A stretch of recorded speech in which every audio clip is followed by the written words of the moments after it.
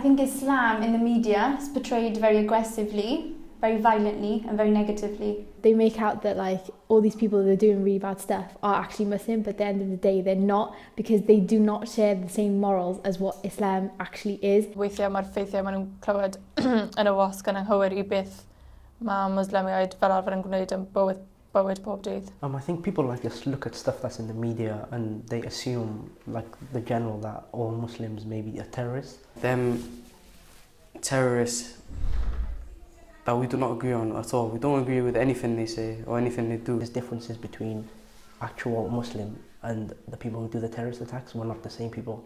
Certain actions of some people are taken as the actions of the whole of the Muslim community, and I feel like that shouldn't happen. Be maen nhw'n clywed o'r wasg am y grŵp terfysgaeth ISIS, maen nhw'n meddwl bod Muslimiaid arferol yn neud pethau fel yna pob dydd, dydy'r gwybodaeth yna ddim yn gywir.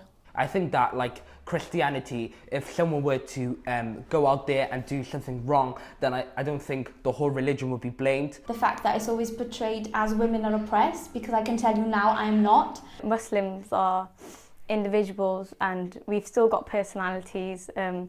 We still argue with people, we still eat dinner, we're just normal people.